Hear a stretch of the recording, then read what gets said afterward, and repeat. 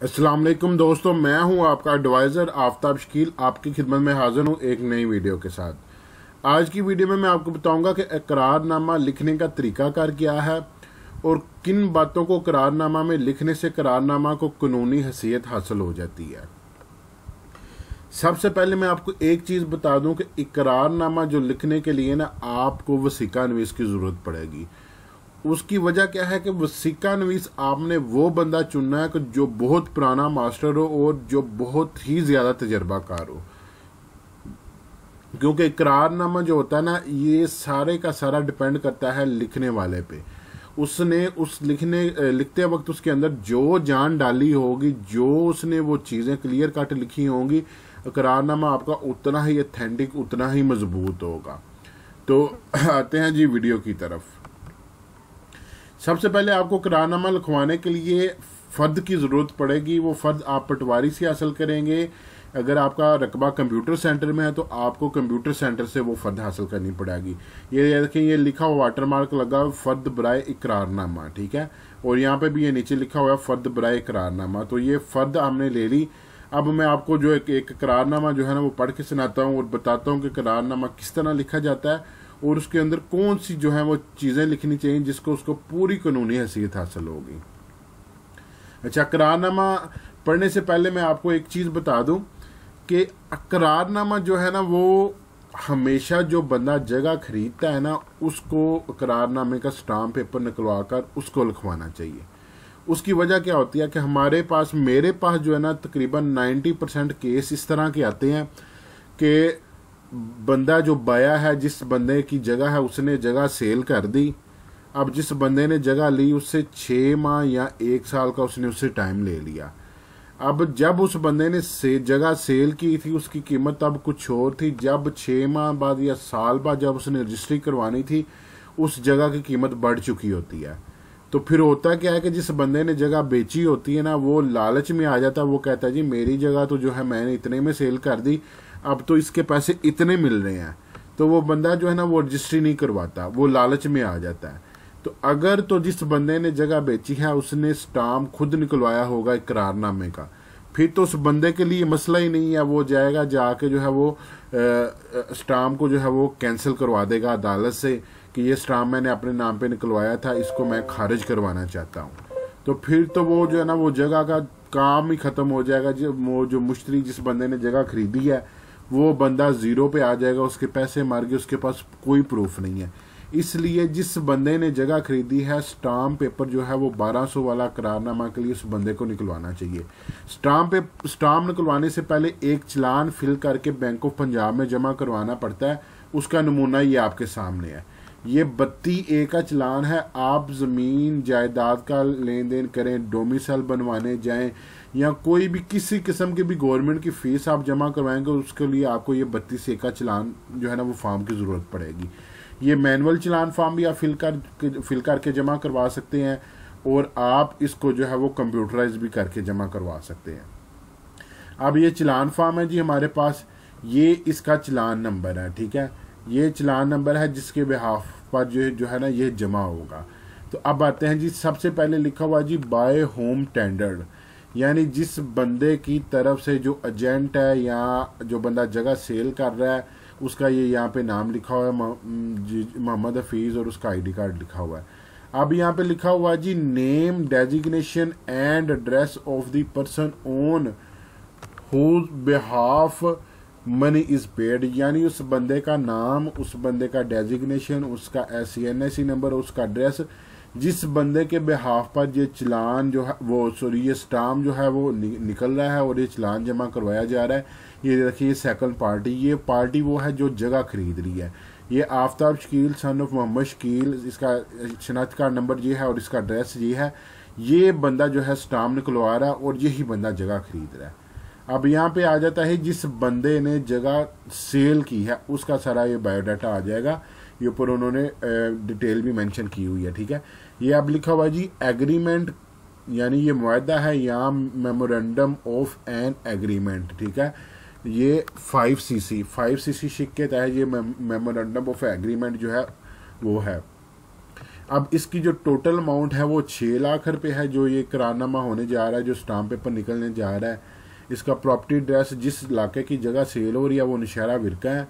इसकी जो first party कहते हैं जो बंदा जगह सेल कर रहा है, उसका नाम ये मोहम्मद हफीज़ सन ऑफ मोहम्मद नियाज, उसका ID कार्ड नंबर और उसका एड्रेस है। ये 1200 रुपये इसकी जो फ़ी है, और ये इनका अकाउंट है, बैंक अकाउंट है जहाँ पे ये जमा हुई है। अब यहाँ पे जिस डेट को ये चलान फॉर्म प्रिंट हुआ था और कब तक ये चलान फॉर्म वैलिड है वो डेट लिखी हुई है। तो ये तो आ गया जी चलान फॉर्म का। आते हैं जी हम अब इकरारनामा की तरफ। ये जी स्टाम्प निकला हुआ है, ये स्टाम्प का सीरियल नंबर है और ये स्टाम्प का नंबर है, ठीक है। ये स्टाम्प का नंबर जो है ये पूरी पावर रखता है कि ये इस नंबर के बिहाफ पर ये स्टाम्प पेपर इशू हुआ है, ठीक है। ये इसकी कीमत लिखी हुई है।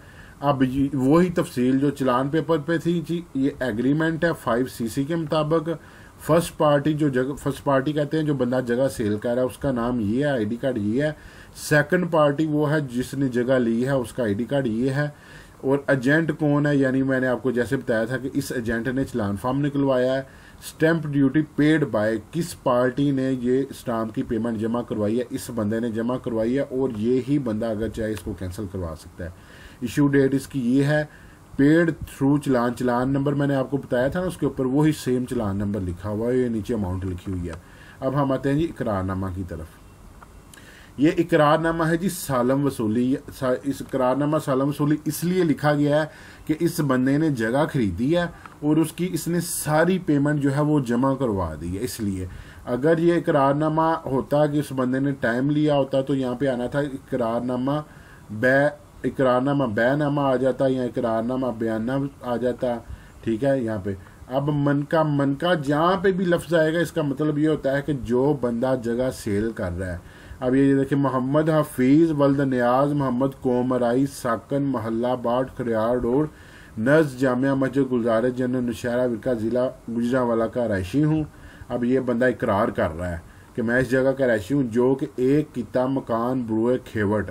अब ये खेवट, खतूनी और खसरा नंबर आपको फ़र्द के ऊपर लिखे होते हैं, वहाँ से मिलेंगे, जो मैंने आपको पहले फ़र्द दिखाई है। खेवट नंबर ये है, खतूनी नंबर ये है, और इसके 3 खसरान हैं जिनमें से ये जगह बेच रहा है। उनमें से रकबा तदादी 1 मरला, 1 मरले का ये इकरारनामा है, जो वाज़ मोज़ा का मतलब होता है इलाका, गांव, जिस जगह की जगह है। नौशहरा विरका में ज़िला गुजरांवाला, ये इसका हदूद अरबा लिखा है। शुमाल मकान मोहम्मद अरशद, ठीक है। जानब जनूब मकान मोहम्मद इसहाक, जानब मशरक हवेली फैज़ चौहान वगैरह, जानब मगरब गली खास काबज़ मालक हूँ, ठीक है। तो अब ये बंदा इकरार कर रहा है इसमें, जो कि रकबा हाजा हर किस्म के तनाज़ा से पाक साफ है। मतलब इसके ऊपर कोई आर्डर नहीं है, कोई कर्जा नहीं लिया हुआ, इसके ऊपर कोई स्टे नहीं है, ये कोई रोले वाली जगह नहीं है, इसलिए लिखा है इसने। घरेलू ज़रूरियात के लिए फ़रोख्त करना मकसूद है, अपने घर की ज़रूरियात के लिए वो बंदा सेल कर रहा है, इसलिए 100 बकायमी होशो हवास खमसा बिला जबर, यानी उसने अपने पूरे होशो हवास में और किसी की भी जबर यानी किसी की भी मजबूर करने के बगैर, ठीक है, गैर बररजामंदी खुद सौदा मुबलका 6 लाख रुपए हमरा, यानी इस बंदे के आफ्ताब शकील वल्द मोहम्मद शकील कौम मराई साकन नज़द मस्जिद गुलजार जन्नत कड़ियार रोड मोहल्ला बाट ज़िला गुजरांवाला, ठीक है। अब इस बंदे का पता आ गया जिस बंदे ने ये जगह खरीदी है। तय पाकर कुल्लुम जर समन मुबल्लक, यानी जो जर समन का मतलब होता है, कुल्लू जर समन का मतलब होता है कि टोटल जितनी रकम थी इसने रूबरू गवाहान हाशिया पेश की, यानी जो गवाहान 2 गवाहान होते हैं इसके लिए। गवाहान को मैं एक आपको चीज़ बता दूं कि आपने कोशिश करनी है कि जो बंदा जगह खरीद रहा है गवाहान वो अपने खुद साथ 2 गवाहान लेकर उनके दस्तखत और अंगूठा करवाए। उसमें उसको क्या बेनिफिट होगा, अगर वो जिस बंदे ने जगह बेची है अगर वो कल को मुकर जाता है, ठीक है, कि मैं जो है मैं तुम्हें रजिस्ट्री नहीं करवाऊंगा या मुझे और पैसे दो, तो आपके अपने गवाहान होंगे। कल को आपका जब अदालत में केस जाएगा तो वो आपको जो है वो गवाहान आपके हक में जो है वहाँ पे बयान देंगे ताकि वो फैसला आपके हक में हो। अगर वो बंदा बाजिद होता है जी मैंने 2 गवाहन अपने लाने हैं, तो आप इकरारनामा पे आप 4 गवाहन के भी दस्तखत करवा सकते हैं। कोई लाजमी नहीं है कि 2 के ही हों, 2 आप अपनी तरफ से ले आए, 2 वो अपनी तरफ से ले आए, तो उनके आप सिग्नेचर करवा लें ताकि कल को आपको मसला ना बने। ठीक है। पेशगी घर में वसूल पाकर इकरार कर लिया और तहरीर लिख दी और कब्जा मौका पर खरीदार को दे दिया। ठीक है, कि उसने पैसे वसूल किए और वो इस स्टाम्प पेपर पे इकरार कर रहा है और लिख के दे रहा है कि मैंने कब्जा इसको दे दिया है, और इकरार कर लिया कि मुश्तरी कहते हैं जो बंदा जगह ले रहा है। मज़कूर जब चाहेगा मन मज़र बाया, यानी जिस बंदे ने जगह खरीदी है जब वो चाहेगा, जिस बंदे ने जगह सेल की है मज़कूरा बैनामा रजिस्ट्री करवाने का पाबंद होगा। यानी बेचने वाली रजिस्ट्री करवाने का जिस बंदे से जगह खरीदी है वो पाबंद होगा हर हाल में। अगर मज़र इस सौदा से मनहरफ होगा, यानी जिस बंदे ने जगह सेल किया अगर वो इस सौदे से मुकरेगा तो वसूल शुदा ज़र समन के साथ 2 गुना हर्जाना देने का पाबंद होगा। तो जो उसने 6 लाख रुपया वसूल किया वो तो उसने देना ही देना है, उसके साथ 2 गुना हर्जाना भी देगा अगर वो अपनी बात से मुकरेगा।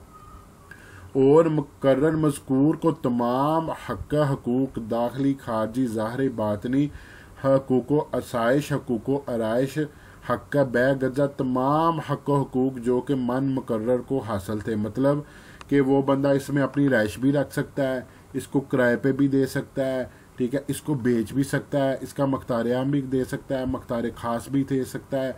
ठीक है, यानी जो हकूक़ उस बंदे को हासिल थे ना वो हर तरह के हकूक़ उसने ख़रीदार को दे दिए हैं, मुकर्रर आलिया मज़कूर को दे दिए हैं। ठीक है, अगर महकमा माल में बयान तहरीरी या ज़बानी देने की ज़रूरत हुई तो मज़र वारसान बयान देने के पाबंद होंगे। यानी महकमा माल जिसके अंदर जगह का लेन देन किया जाता है, ठीक है, उसके अंदर अगर बयान देने की ज़रूरत हुई, अगर वो जिस बंदे ने जगह सेल किया अगर वो जिंदा है तो वो खुद बयान देने का पाबंद होगा। अगर उसने जगह जो है वो फोत हो गया और उसके वारसान बाद में है तो वो बयान देने के पाबंद होंगे। यहाँ पे एक और चीज़ बता दूं, अगर यहाँ पे उसने डेट मेंशन की होती कि 28/8/2020 तक अगर जो है वो बंदा बयान देने का पाबंद होगा, तो इसका मतलब ये था कि 28/8/2020 से पहले जिसने जगह खरीदी है वो इसकी रजिस्ट्री करवा ले। अगर वो बाद में करवाएगा तो बाद में वो इकरारनामा इसके काबिल कबूल नहीं होगा। तो ये देखें कितना अच्छे तरीके से इस वसीका नवीस ने इस बैनामा को लिखा है कि जो पूरा जो खरीदने वाले के हक में जा रहा है। लिहाजा मुआहदा नामा तहरीर करके पढ़ के सुनाया गया, यानी मुआहदा नामा लिख कर दोनों पार्टियों को सुनाया गया, सुन समझ कर दुरुस्त तस्लीम किया, दोनों ने दुरुस्त तस्लीम किया और रूबरू गवाहान दस्तखत मां अंगूठा सब्त कर दिए, यानी दोनों ने साइन और अपने अंगूठा लगा दिए। ये इस डेट को जो है मोरखा, ये 221 नंबर का मतलब ये है कि वसीका नवीस के जिस रजिस्टर में ये स्टाम्प पेपर की डिटेल लिख कर इसको जारी किया गया वो उसका उसने नंबर दिया हुआ है। अब यहाँ पे देखें ये जी बाया है मोहम्मद हफीज़, इसका अंगूठा है, ठीक है, इन्होंने साइन नहीं करते अंगूठा लगाते हैं। ये आफ्ताब शकील मुश्तरी है, इसका अंगूठा और साइन है, और ये दोनों गवाहान के साइन है। तो ये देखें कितने अच्छे तरीके से जो है ना, कितने ज़बरदस्त तरीके से जो ये आपका करारनामा लिखा गया। जब ये करारनामा लिख लिया जाएगा उसके बाद आपने एक काम क्या करना है कि आपने सब रजिस्ट्रार के पास जाना है। सब रजिस्ट्रार क्या करेगा, इसको अपने रजिस्टर के अंदर इंटर करेगा, इंटर करके इसके ऊपर एक डायरी नंबर लगा देगा जिसको दस्तावेज नंबर कहते हैं, डेट लगा देगा। तो ये इसको पूरी एक कानूनी हैसियत हासिल हो जाएगी। इसको आप किसी भी कोर्ट में चैलेंज कर लें तो ये जो है खरीदने वाले के हक में यह करारनामा जाएगा। तो ये करारनामा था, इसका इस तरह से लिखने का तरीका था। तो अगर आपको किसी किस्म का कोई भी मसला है जायदाद के लेन देन के मामले में, आप कमेंट्स करें, इंशाल्लाह हम एक पूरी वीडियो बनाकर अपने चैनल पर अपलोड करेंगे और आपका मसला हल करेंगे। मिलते हैं अगली वीडियो में, अपना ख्याल रखिएगा। फीमानुल्लाह।